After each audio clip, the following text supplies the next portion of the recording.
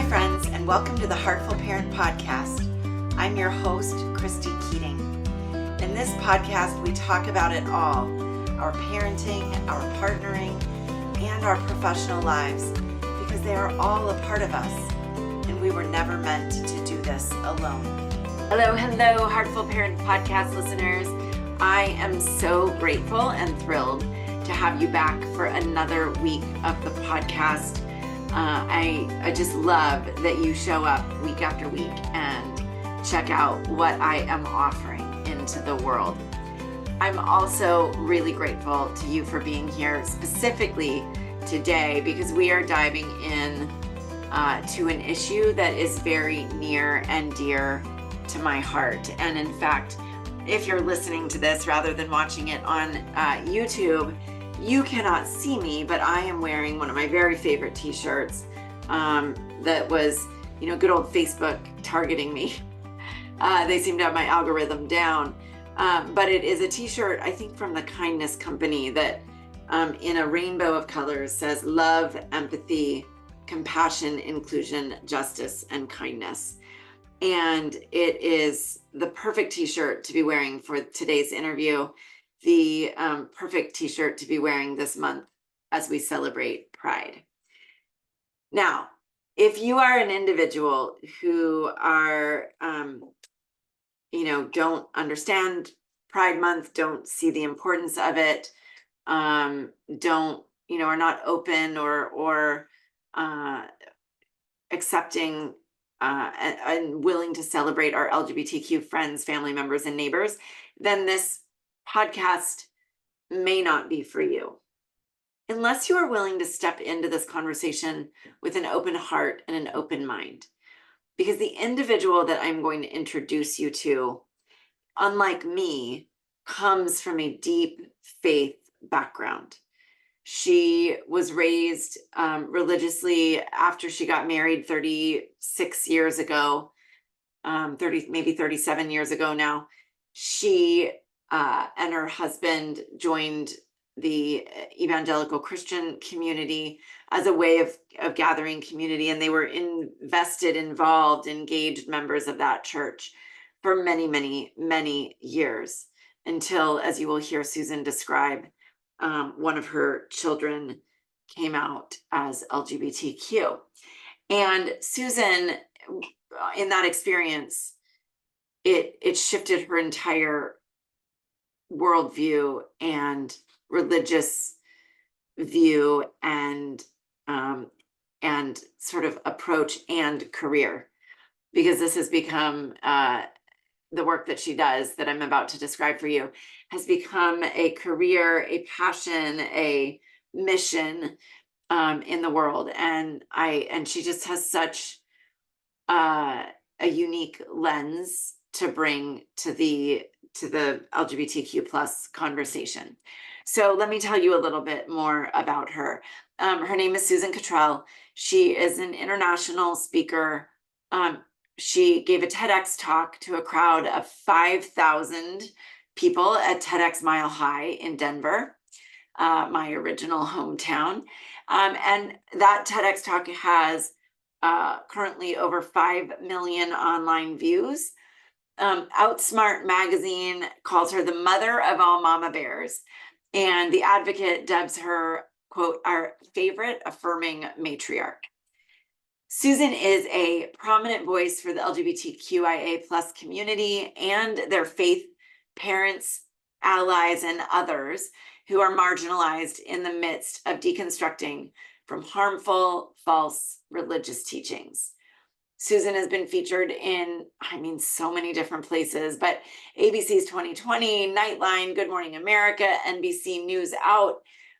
She's been a contributor to a variety of apps and is a public theologian. And through her nonprofit organization, Freed Hearts, Susan challenges people to love as the foundation of their faith. She spent 20 plus years, as I said, in the non-affirming evangelical church. She has a Master of Arts in Theological Studies and has served as the Vice President of PFLAG in Austin. I could go on, and I will post even more information about her in the show notes. Her background is phenomenal. Her expertise is phenomenal. And she is someone who has been on a journey herself of deconstructing her faith as a means and a pathway and a journey to both keep an element of her deep faith and unconditionally, without reservation, love her children, all of them, for who they are. And so that is the root of today's conversation. That's what we're digging into and talking about today. And whether you are the parent of an LGBTQ plus kiddo, or you don't know whether or not you are the parent of an LGBTQ plus kiddo, whether you have an LGBTQ plus family member, extended family member, neighbor, friend, colleague, this issue affects us all. And our LGBTQIA plus friends, family members, neighbors, colleagues have been and are being increasingly vilified in certain pockets of the world. And part of my mission here today is to offer differing voices that can help us all remember, whether you are faith-based or not, that the best thing that we can all do is love one another and accept one another. And that's the heart that I bring to this conversation. I believe that's the heart Susan brings to this conversation. And so without further ado, I hope you'll join me as we dive in with Susan Cottrell. Susan, welcome to the podcast. I'm so excited to have you here. Thank you. It's so great to be here. When you and I met a couple of months ago and had a lovely conversation, I'd been following your work for some time and was thrilled to be chatting. But even more thrilled when you said yes to being on the podcast. And I have to say, this just feels like the right time for this conversation because, of course, it's Pride Month. But we are also in, for those of us who are in the US, as you and I both are, we are in the run up to a big election, and there is a lot, I know. Really? Is one coming? Really? I know. I didn't hear anything about that. Did you? Right. And there's a lot of political backlash, a lot of cultural backlash against the LGBTQ community. They've, in many spaces, become kind of scapegoats for a lot of things. And I know that's hard for those of us who love somebody who's LGBTQ. Right. And it's also challenging because many of us don't know how to effectively address this with friends, family members, neighbors, colleagues, etc., who might feel differently than we do. And so I am thrilled that you can share some of your wisdom with us today. Thank you. Thank you. I want to start sort of at the beginning because that just makes sense and find out from your, a little bit more about your story. I mean, obviously I read your bio, folks heard me read that, but I would love to hear more about how this work became your life's mission and your husband's life mission. Okay, great. Well, we have 5 kids. We've been married now 37 years and have a great relationship. And so 15 years ago, I guess it was, my child called me from college and said, I think I'm bisexual. I've tried to change it. It won't go away, all this, and I don't know what to do. And we were in church at the time, and we had been, they teach in the kind of church we were in, conservative, that being gay is not okay. And so I felt like I was in a dilemma because I had to sort out my child, whom I was not going to reject in any way. That was not possible. But this whole faith community that believed there was something wrong. Mm-hmm. And what about God? What does God really think? Right. And that became a little driving force. I'm like a dog with a bone when I get an idea or a problem to solve. And so I went at it to find out, what is this all about? And the more I dived in, the more I saw, first of all, that the objections the church have are really not, they have nothing to do with God. They have nothing to do with Jesus, nothing even to do with the Bible. It's all about their own religious tradition. And Mhm. it's the very opposite, actually, of what Jesus taught. So that right there was a big clue that the problem is not with me and the problem is not with my child. So anyway, that was a long way to say we had a big changeover in our lives to sort out everything about who we were. And when our child said, I keep saying child because they're gender non-binary, but our child said, "Are you sure you and dad won't reject me?" And we had already said absolutely not, but Yeah. they kept asking me. And I said, "Why do you keep asking?" And they said, "Because I've seen people be thrown out of their homes, be disowned by their families. And if that's going to happen, I want to know." And I was like, Wow. that is absolutely not going to happen ever. I have chills just thinking that my beloved child would even have to ask that. Yeah. The tone in the timbre of what's taught in church, I don't blame them and for the experiences they've had with other people. So anyway, um, but I had to dig down, and I thought, if my child from our home could have those questions, there are some people in real danger out there from their families. That's what really clicked into place. And so I wrote a blog. I started to put together kind of an understanding here, and people just came out of the woodwork, and I loved them well. That's what I do, is I love people, and I love people well. And that's actually what we're supposed to do. Um, Whether you're a Christian or not, you're supposed to do that. Yes. And Yeah. so the more I did that, the more the whole thing grew. And we just kind of grew this whole platform of people who wanted relief from the pressure to somehow change their child or to change themselves if they were the queer one. And I don't know, we just love this work now. We looked around when this happened and looked for resources, and there was nothing that was helpful. And Hmm. so we created resources. We've got books, we've got video courses online, and we've got our podcast where we deconstruct faith in a big way and beyond. We're deconstructing everything you know to be true. Yes. Yeah. And so that is really, really fun to do. And then our second child out of five came out. And so we have 2 out of 5, if I didn't say that before, who are queer. And it's just been the ride of a lifetime to discover where our own misunderstandings were, our own boundaries were, um, and to expand. We're here to expand, right? And become Right. better and better and better versions of ourselves all the time. That's my intention every day. And so to do this work is like that opportunity to just love more and more deeply and fully and unconditionally. Well, I love that. And I have to say, as you're talking, I mean, there's so many parallels between what you just said and just the simple act of parenting, which Yes. invites us into becoming better versions of ourselves and growth and Yeah. all of that. And it seems to kind of mirror that journey that Yes. that you were just talking about. But I Yeah. also have to imagine, and for folks who are listening to this, religion isn't something I typically dive into.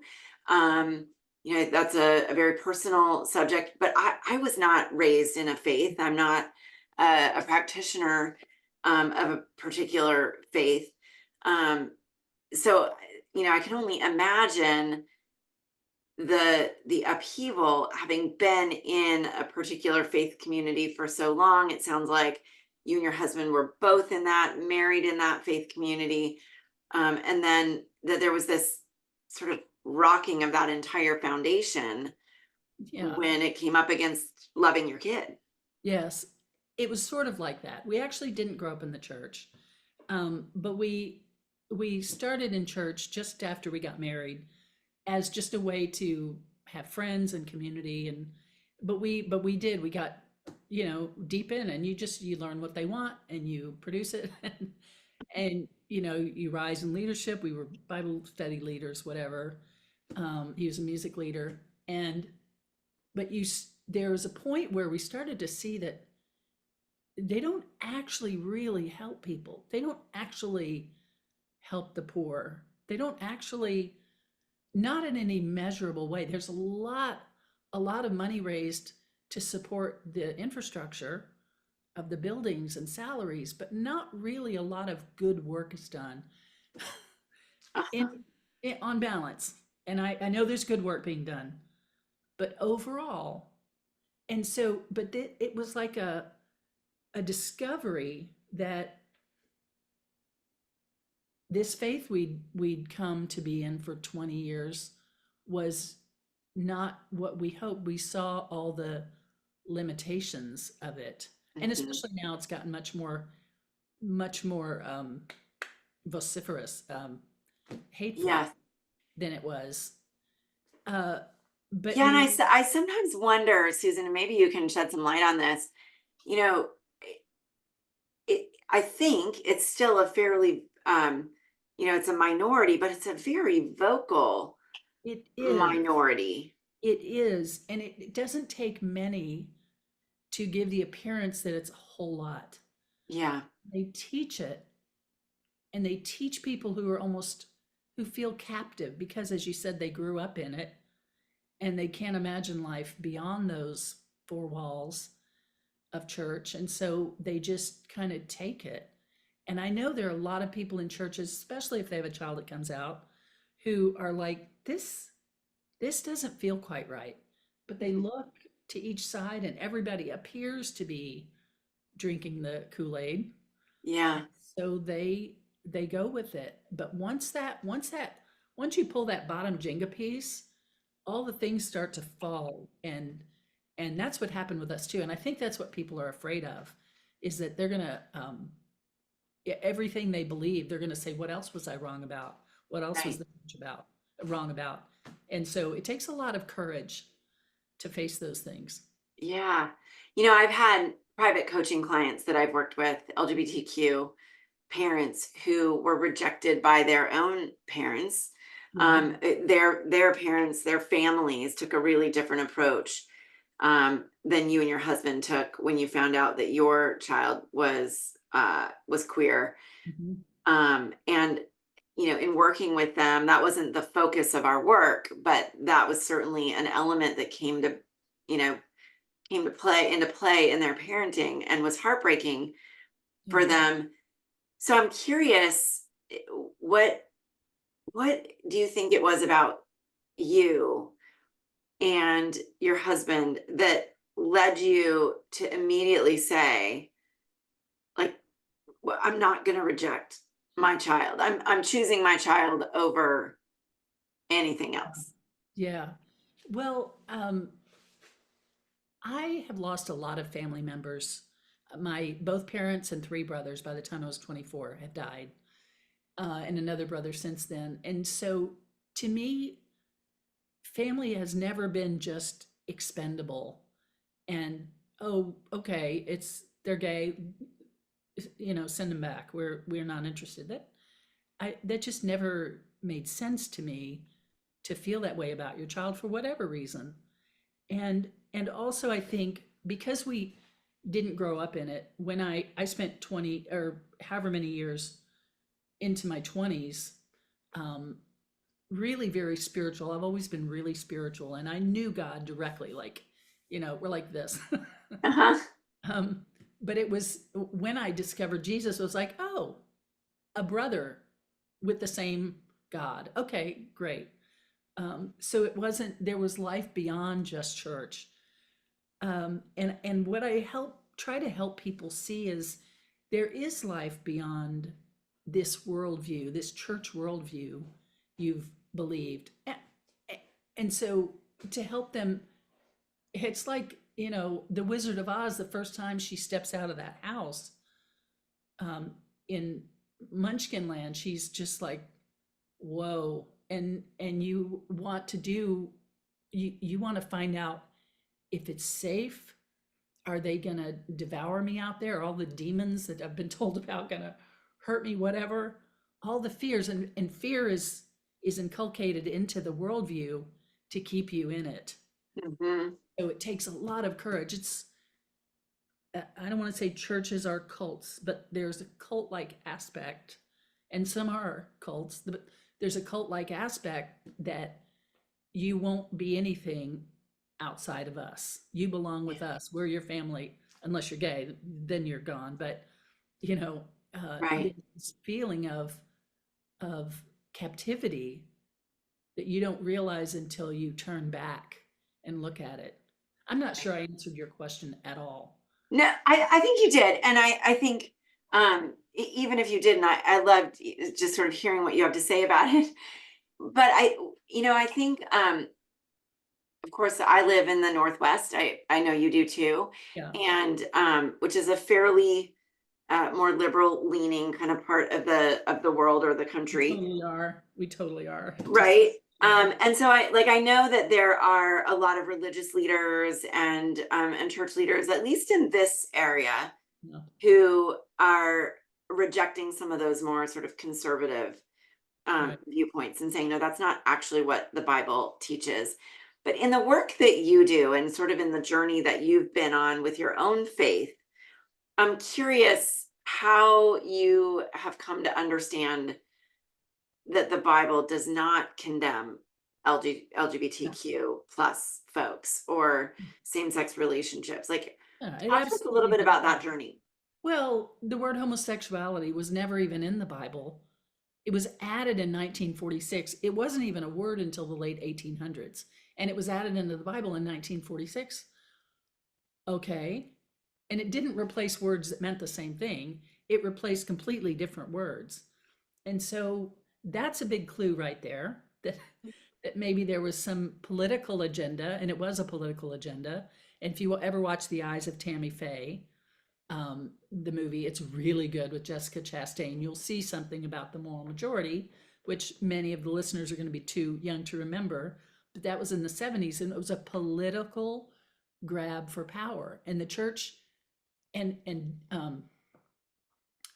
Billy Graham, who was fairly conservative, Uh-huh. he I said, remember Billy Graham. Yeah. yeah, but he said the religious right has no interest, or the right, the conservative right has no interest in religion except to manipulate it. Now that's Billy Graham saying that. Interesting. And you would think he'd say something more condoning of religion and politics, but no. And they should never have gotten into politics. It was the worst move they could make for humanity and people who are in those churches, because everything got all tied together in rejecting certain groups of people. It created an enemy. They created an enemy out of LGBTQ people. So you asked how I resolved this. I looked at the verses, and all the verses that are used, there are only 6, by the way, verses used to condemn LGBTQ people. Now there are 300 that tell us to feed and care for the poor and the needy, Hmm. just by contrast. Right. And Pretty big stark that is ratio not there. happening in in any in any measurable way for the money they bring in. Okay. Mhm. But these 6 verses now are pulled out of context, to vilify this group because the church needs an enemy. It raises a lot of money to have an enemy. And um, but the verses, like man shall not lie with another man, it says in Leviticus, but it doesn't say that. In the original, it says a man shall not lie with a boy. Well, I agree with that. I do too. I do too. Thank you. That's called child molesting. That's right. A man should not lie with a man. But it got shifted. You can read it in the German. I don't read German, but I saw it translated. So it, it was a fairly recent, like few hundred year whatever change. So you start to really get suspicious of the verses, and all of those 6 verses are all about who the person with power should not be sleeping with. Mm-hmm. It's not about two gay men of equal power status, more or less. One's not a slave and a master, that, or doctor and patient or whatever. That it's not about them not having a relationship. It wasn't a conversation in the Bible. And at the time, in the Old Testament, women were considered property. So they were bought and sold. So is that really the text that applies to us today? Is that, Right. and some really conservative might even say it is, but you can see that the pieces, that's what I mean about the Jenga piece. You pull that out and all these others fall, and you're like, whoa, I had no idea how much was wrong about that. Yeah. Well, and I am by no means a Yeah. scholar or expert on the Bible, but I just want to be very clear about that. Mhm. Um, but having read bits and pieces and sort of read about what the justifications are for excluding or discriminating against LGBTQ folks, it strikes me that there are a lot of verses in the Bible. You just talked about one about women being considered property, and Right, that there are a lot of others as well, like not wearing mixed fibers or right, right, that right. nobody Nobody can follows do. This is the anymore. one. Right, right. Because this one is expedient for political power. This one creates a scapegoat. Mixed Right. fibers don't. That doesn't create a scapegoat.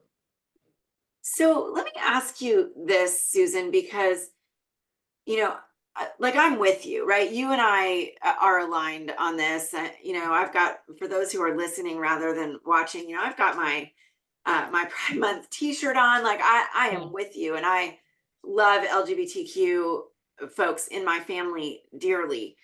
Um, and accepting them has never been an issue for me. Um, but when we are in conversation with someone who really is struggling with their own faith, right? That their faith has taught them this is not okay, this is a sin against God, or however it's framed.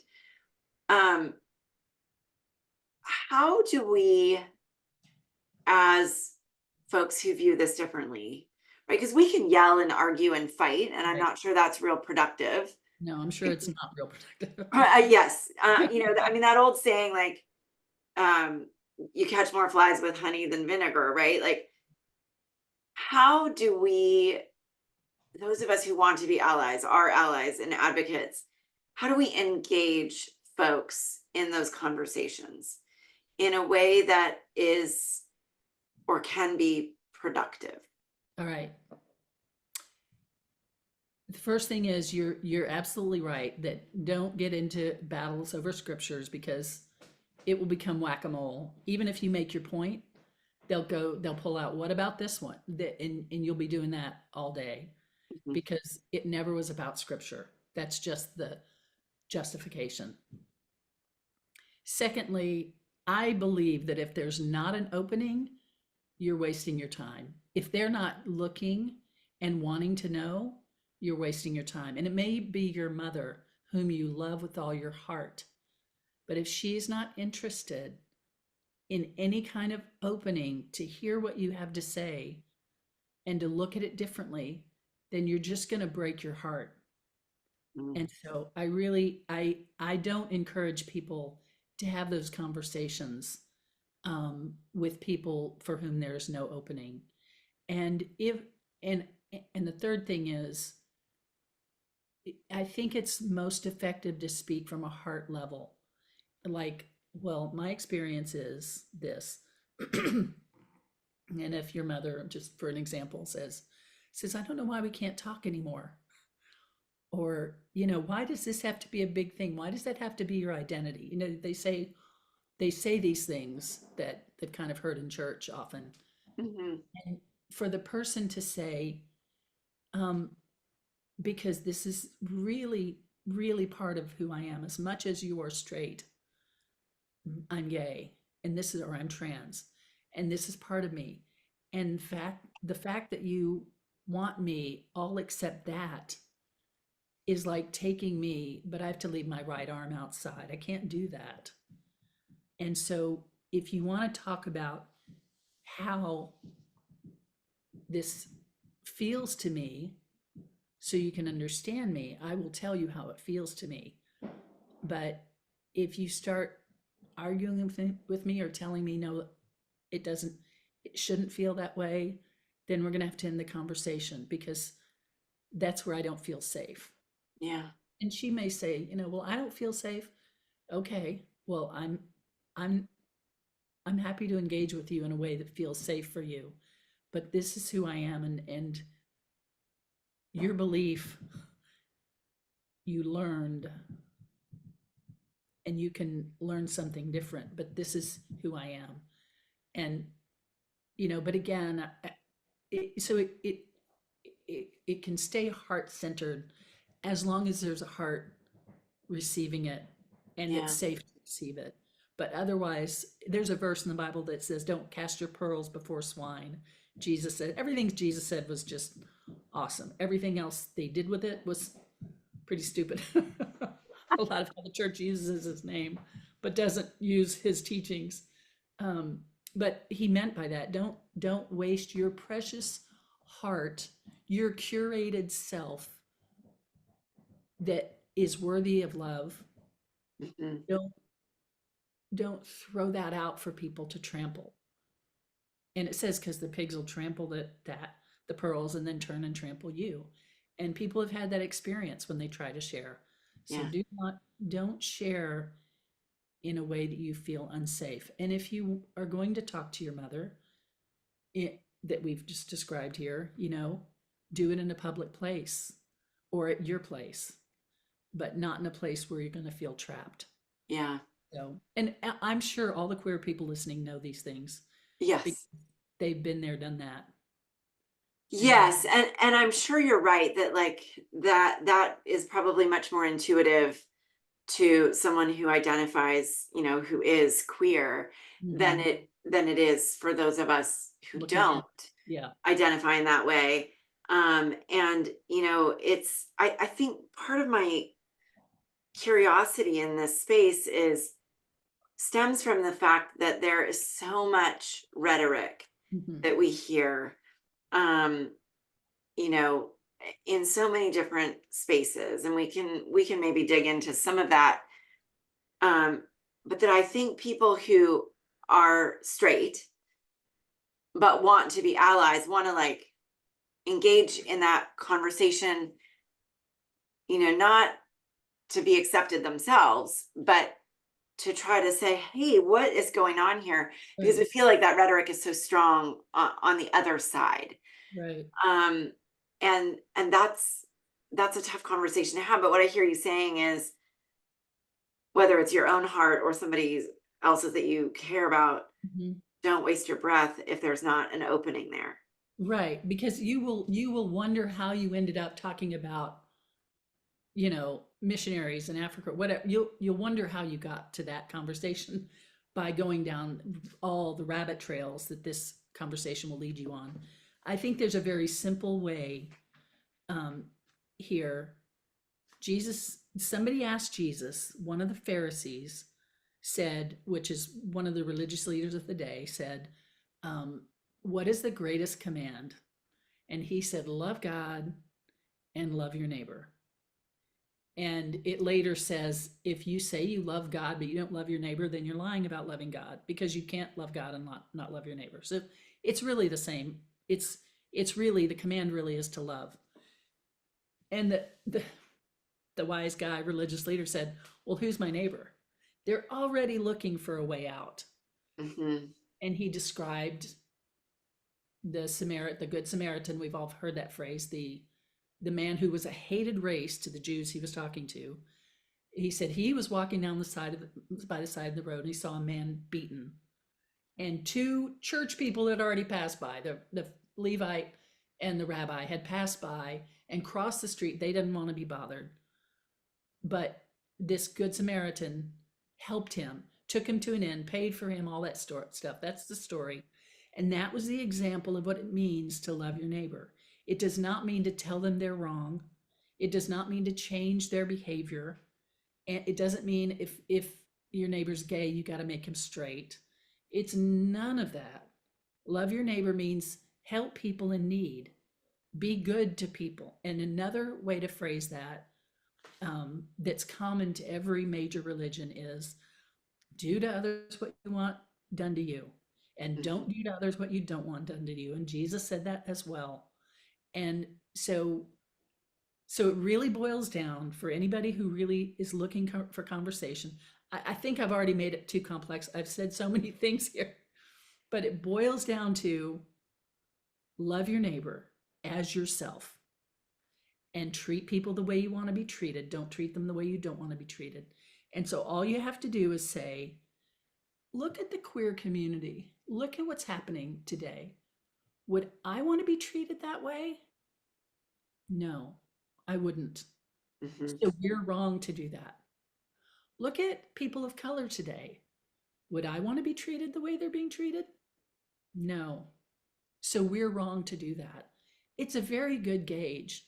Look at elderly people, just any group that you want to look at. Yeah. If you wouldn't want to be treated that way, that's a clue that we need to shift that. We're not doing it well. Yeah. That's how you love well. I mean, I love the simplicity of that, right? Because I mean, that sort of test, I guess, if you will, is one that pretty much anybody, religious or otherwise, can wrap their head around. I've heard it, and I heard this from one of my clients who I was working with, and she said, if you talk to my parents, they would say that they do love me. And they would say that they didn't reject me, but that it was my choices or right, that rejected them and walked out of their world. Right. That's an interesting way to spin this whole love your neighbor thing. Right. And that is a spin that the church has consciously done. This part of the church. There are a lot of good churches. I don't mean them, liberal churches, progressive churches, but the conservative churches, that is a very deliberate spin, because it keeps it makes you feel good to say, I am loving. And they'll say, if you had cancer and I had the cure and I didn't tell you, I wouldn't be loving you. Well, they don't have cancer and you don't have the cure. So, if somebody has cancer and you have a cure, give it to them. Otherwise, that's not relevant to this conversation. Right. But it's a spin that allows people to feel good about themselves by loving, because they're cutting and dicing what it means to love. But Jesus standing there would not say, yep, you're right, you are loving well. He wouldn't. And so that's, your client, again, two things at play. If there's no listening, if they're not able to listen, if there's not an opening. And I said to a relative of mine, I said, is there any possibility that there's something here you don't understand that God would want to show you? That she's a very conservative Christian. And she said, no. That's the end of the conversation. That's the end of the conversation. So God, you're sure enough of what you're saying that God can't show you anything you don't know? Well, I'll leave you to God then. We're done. Yeah. Yeah. So that's kind of the picture of, is there a willingness? And if there's not, then you really are going to hurt yourself by trying. Right. And we always want to just, if I could just say this, because it's so reasonable. The answer to this stuff, it's so reasonable. I didn't choose this. I never choose. Did you choose to be straight? No, I didn't choose this. I can't stop this. You want me to live a celibate life alone? That is not tenable for anybody. That unless it's a very specific, thing somebody's called to. But you can't say that if somebody doesn't want to hear it. Right. Where was I going? Well, just that, that the way that the church has, or some, I should say, I want to clarify, some churches, right, Yes. have spun that, I was just gonna finish. yeah, And you might think, oh, I could say this and that will make sense, but mhm, but it won't. And you'll again break your heart and wish you hadn't talked to. I mean, I encourage people not to think that, okay, this will make them see it, because if there's not an opening, you're going to get hurt again. It's like bamming into a brick wall and saying, maybe this will open it. Ow, yeah. this will, ow. So don't do Yeah. that, you precious people that are listening. Well, and Um, I think that's such an important, one of the things I talk about a lot in boundaries and as parents and partners are the importance of those boundaries. And that's really what you're describing here that's is right. is deciding, you know, what will be okay for us to endure, right? Or to deal with. But I have to admit that, my background is of course as a lawyer. And so, I'm a trained arguer, Right. and I like a good argument sometimes, not always. I grew My up with my father-in-law dad, so I'm a thinks, trained yeah, arguer too. Okay, go ahead. yeah, my father-in-law thinks I love to argue, and like, so he loves to engage me in arguments. Yeah, And sometimes I just would prefer to yeah, not. yeah, Um, but because that's sort of my mindset, I'm always like, oh, if I could just say it just right, if I could make the perfect right. argument or say it in just the right way, it couldn't help but touch their hearts and open something. But what you're saying is Yeah, no, let go of that. yeah. So I want to give your listeners a little gift here to say, I am I am really smart. I'm really well spoken. I think quickly on my feet. I have a lot of words at my disposal, and I have tried everything. All those things you might want to say to argue your point. I'm You've done pretty it. and it doesn't do it, because the point is not the reasonableness of it. The point is they have now been instilled with the fear of God, literally, to embrace this group, that this group somehow represents something so evil and that was purposely put in there, that God will be mad at them if they embrace them as they are. That's a lot of uh, brainwashing to arrive to that point. Yeah. That's where they are. So you're not, the reasonableness of the argument is not what's at stake. It's their heart has been given in fear to this, you know, group that represents God to them, and been told that God is not going to be happy. And I think the church that we're talking about is really afraid of God. They have made God scary. They talk about a hell, which Jesus never talked about. That's a whole different conversation. Um, Hell was an idea introduced. It was not a real thing. It was never part of the Bible understanding. And so, but if you believe in hell and you've been terrified about hell, it's very hard to get that out of your DNA, that Yeah. it's been steeped in. So, Yeah. so people are like, I know there's no hell. Of course, God could not do such a thing. A God of love could, of course not. But what if there is? Right. It's fear.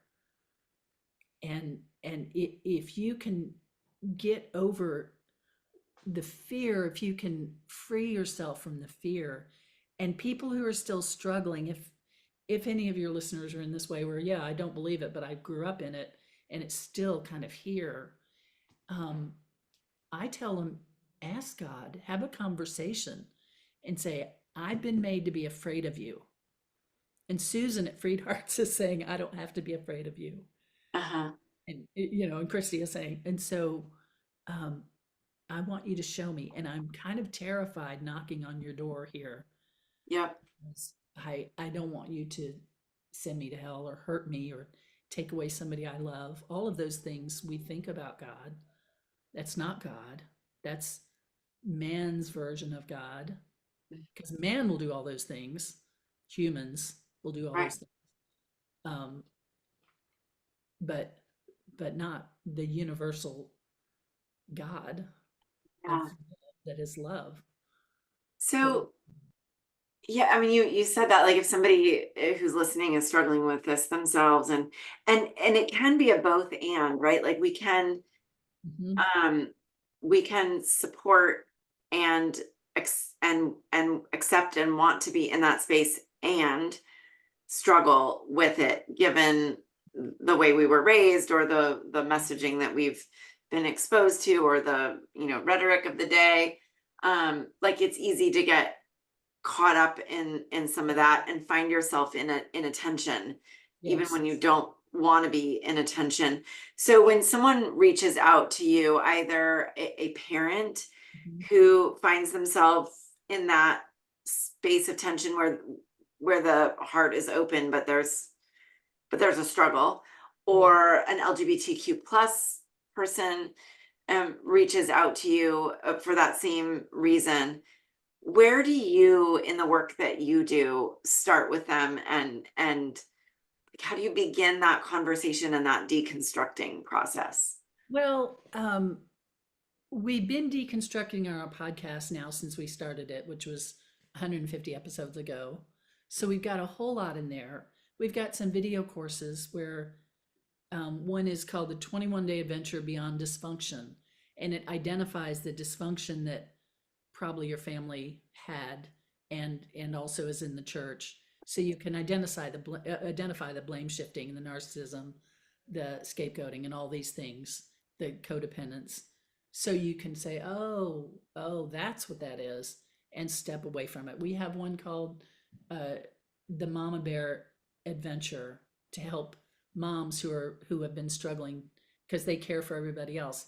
This cares for them. So we've got a lot of different. The first one we have um, helps people talk to their younger selves, and then their older selves, and then their now selves. It's really healing for people to do those courses, and they're very inexpensive. And then I also do one-on-one coaching by Zoom, which is you can access, which can really help people dive down to where that nugget is stuck for them, and we go to the source of where that happened and Yeah. free people from it. So we do a lot of different things like that. And then we have online groups for parents, for moms, and one for dads, and one for LGBTQ plus, so they can kind of get the support, that encouragement they need. But I did want to say one more thing too. And we have our TED Talk. If you haven't heard the TED Talk, Yeah, it's really worth listening to. it is. It is. Yeah. Thank you. I mean, it's I said everything that I wanted to say in it and was deeply moved by it. So as I was doing it, and the other thing is there's a toolkit that Auburn Seminary produced, and it's about the most effective. They did a study, the most effective way to move someone to the next adjacent space on their acceptance journey. And I will send you the toolkit if you will email me, which you can do through the website, just so that you have that at hand if this is something you're curious about, how to have a conversation that will be effective. So, Perfect. Well, and I will make sure that all of those resources that you've just talked about, Susan, are listed in our show notes. I want to say that I think, as I said, I'm not was not raised in a church. And so my big takeaway from this conversation with you today is that I think there's maybe been an assumption on my part, to a degree, that there was this sort of biblical condemnation of this behavior, yeah, and that your choice was to overlook that part, right? To reject it altogether, or to accept it. And what you're actually saying is that what the scripture actually teaches yeah, is not the condemnation at all. yeah, Like, that's just not even in there. right, And so there's no rejection of it needed. right, You can accept it you know, in its, well, I don't know that anybody in modern day accepts it in its entirety, as you said, Nobody because, does. Nobody does. right. Right, But you can still be a person of faith, right. and it doesn't force you to overlook something about LGBTQ. It actually invites you, and in fact orders you, it Demand. instructs you, maybe instructs is a better word, Yeah, to embrace. absolutely. In fact, I wrote a book called, oh my gosh, Radically Included. And it's 49 verses because it's 7 times those seven. It's 6, but one's a repeat, so it's 7. Anyway, 7 times those verses of the reasons we're called to be radically inclusive, not to exclude. And so, because I had fun with that, because the whole thing tells us to include. And let me just say one more thing about people who, another way to view the Bible is it was never meant to be a rule book. It was the story of a people over time, a people who were oppressed, um, occupied, enslaved, the Jewish people, the Hebrew people through time. And then for Christians, culminating in this Messiah who shifted things and corrected misunderstandings of the Jewish Bible. But it was never meant to be a rule book. It was never meant to be, it says it here, so we've got to do it. That never was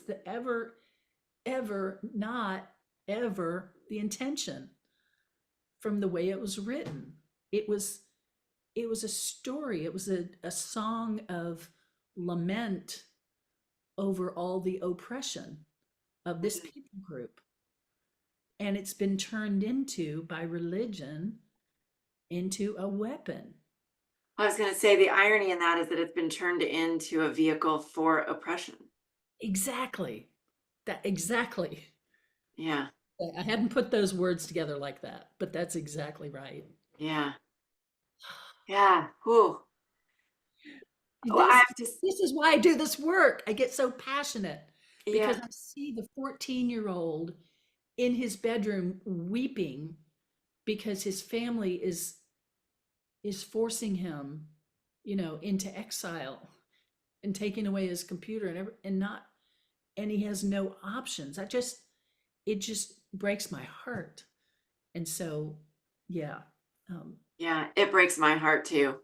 It breaks my heart too. And I'm so grateful, that there are people like you, Susan, that are doing this work, because, it's one thing for someone like me without that faith background to say, I don't understand what's so hard about this. Yeah. But I think it's so important to have people like you that are able to meet other folks where they are at and say, this story, this book that you follow invites us into, and I'm just going to read from my t-shirt. It invites us into a space of love, empathy, compassion, inclusion, justice, and kindness. Yes. And if your not religion is not that, you're doing it wrong. I mean, then the religion is wrong. That's exactly right. love it. Yeah. Susan, thank you for being here on the podcast, for saying yes to this invitation, and for spreading your radical love for the world, because I think we could all do with a little bit more of that in our lives. Yes. Yeah. Thank you. You're welcome. Thank you. All right, listeners, thank you so much for being with me today and for listening to this conversation. I know, religion is not something I typically dive into on the Heartful Parent podcast, but I felt like this was a conversation that was worth having here during Pride Month, and just in general, as we, those of us who do choose to love unconditionally and unequivocally, work to protect those of all of us who are LGBTQIA plus from being vilified and being scapegoated as we move forward in the year 2024 and beyond. I can't I'm saddened that we still have to have these conversations, but we do, and this is my offering towards that. So thank you for joining me. If you are so inclined, follow Susan's work, make a donation to the Trevor Foundation, which helps prevent suicide in LGBTQ youth, who we know have a suicide rate 4 times higher than straight youth. Make a donation to PFLAG, which is an organization that supports parents and loved ones. Do something this month to be not just an ally in words, but an ally in action. Happy Pride Month, everyone. I'll see you next week.